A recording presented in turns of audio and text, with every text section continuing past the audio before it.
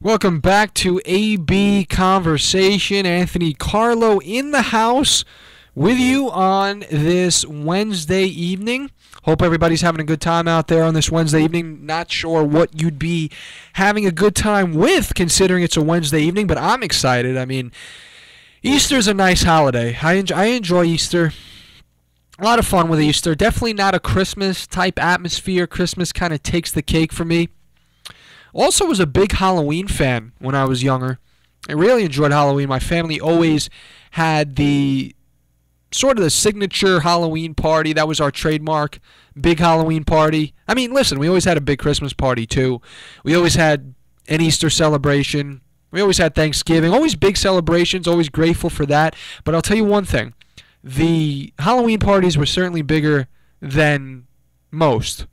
And I don't know if that's odd, but I think a lot of people enjoy Halloween. I just don't think as many go crazy over it like my family and I used to. I mean, we used to have the costume parties, the bombing for apples, the pin the tail on the ghost, everything. I don't know why I'm talking about Halloween now. It's Easter time.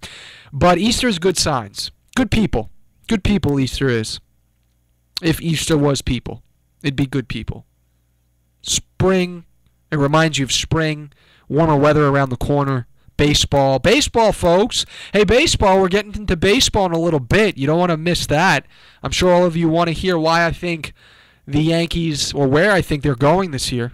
I won't give away any of my analysis yet, but I'm sure you guys are interested to hear what I have to say about the Bombers and maybe the New York Mets. Maybe they've earned enough respect in my book to get mentioned in my segment. They certainly haven't in past years, but maybe it's time again. I talked about them a while ago, so I'm going to try and give a little spread type analysis on Major League Baseball in general. Not really focus on analyzing the Yankees and Mets the whole time, but we'll see where the segment takes us. As for now, we have Michigan State and Duke University in that Final Four matchup. We just discussed with you the reasons why Kentucky will win and the reasons why Wisconsin can challenge them at most. I laid those out on the table. But Duke comes into this game. Now, Duke has made a little impression of themselves in past NCAA tournaments where they have choked. And nobody likes to hear about a choking team. Nobody likes to know about a team who is in a big conference, succeeds all year long, and then chokes come tournament time. Especially a team with one of the greatest coaches in college basketball to ever coach at the helm, in Coach K, Coach Mike Krzyzewski. So Duke has proven this year that the choking phase is over with. They didn't go out in any Sweet 16 this year or any Elite 8. They were in it till the gritty bottom, in which I like to call the Final Four, the nitty-gritty. They're in it till the nitty-gritty this year. And they'll be facing a team that likes to go nitty-gritty, and that's Michigan State, the Spartans under Tom Izzo, who have a lot to play for in terms of grittiness. This team has not been the most talented Michigan State Spartan team that we've seen under Tom Izzo, but one thing that we can say right now is they may not have had all the glitz and glam and the talent, but they have had maybe their best season in a long time.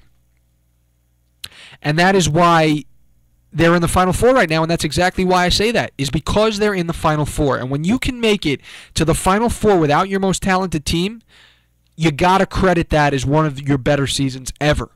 And that's what I look at Michigan State as right now.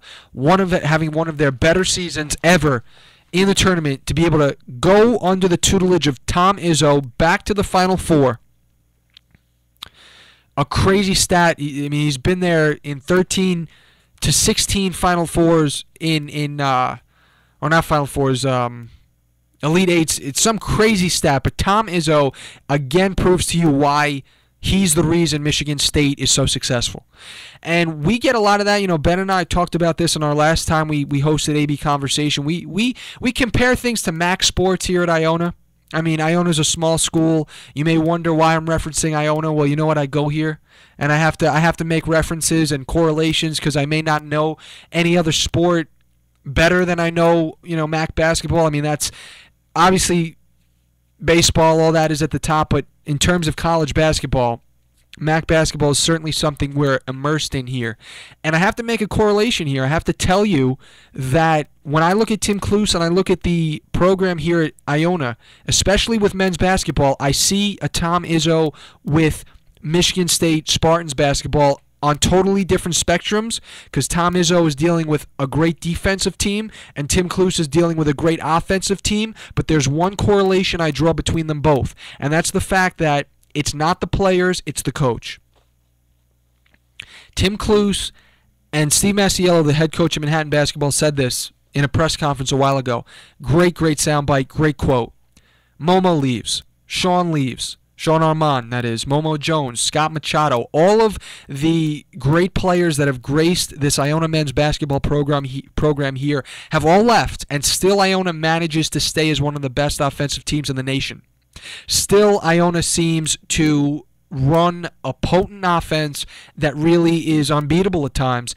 And it doesn't matter what players are coming through, Tim Cluess is getting them in the right spots. He's making sure the way the offense runs is the way that they're going to win games.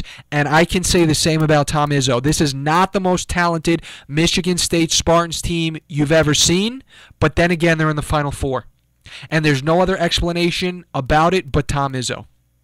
This year, Michigan State has been limiting opponents to 25% three-point shooting in the tournament this year.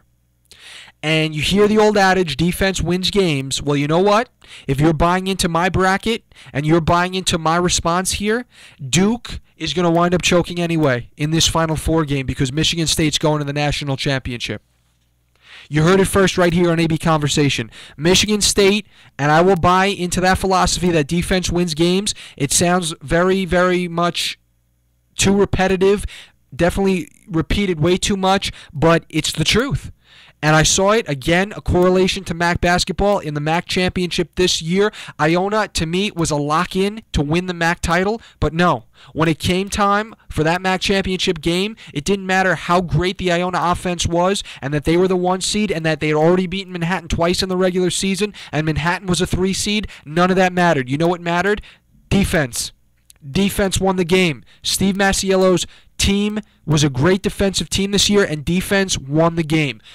We've seen it in NFL football. We've seen it in the Super Bowl. We've seen Peyton Manning and the Broncos get taken down by the Seattle Seahawks' vaunted defense 2 years ago. Defense wins games. When it comes to high-powered offense and when it comes to a solid defense, a stellar defense, defense wins out. Michigan State's winning out. Jahlil Okafor may come down the lane like a freight train.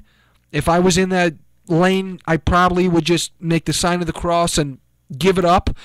But it doesn't matter. Jahlil Okafor may be a lottery pick in the NBA draft. Great. He's a talented player. The whole team, they have a good offensive team. It doesn't matter. Defense wins games. Michigan State will win this game. Trice has had some big shots of late. They've had players step up in role-playing positions, making big shots. They've got what it takes. They've got the nittiness, the grittiness, and everything it takes to win this Final Four game.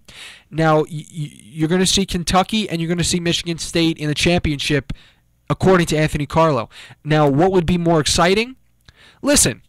You look at both teams, you look at Duke and Kentucky in the national championship, and you look at Michigan State and Kentucky in the national championship. If I'm going to be completely honest, there's a couple of ways to look at it. Duke and Kentucky in the national championship right off the bat has all the glitz and glam.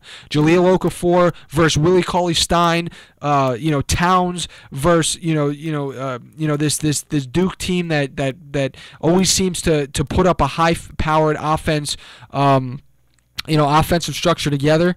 But when it's all said and done, if Michigan State winds up being in that national championship to take on Kentucky, it's not going to lose that much luster because it's going to be an underdog story. I mean, Michigan State is not by any means an underdog, really, but honestly, they really are because they're a 7 seed, and they really shouldn't be based on their seeding here in the national, in the Final Four contending to go to the national championship. But if they are, we'll have an underdog story up against Kentucky. The cog in the wheel, or I should say the the thorn in the side that'll try and upset Kentucky's near-perfect season. Or if it goes the other way and you have Duke and Kentucky in the championship, nobody's complaining about that either, because that'll probably be the most exciting matchup we could have ever expected for a national championship this year. AB Conversation, stay tuned. You want to hear some baseball? That'll be coming up next. As for now, listen to these messages. We'll be right back.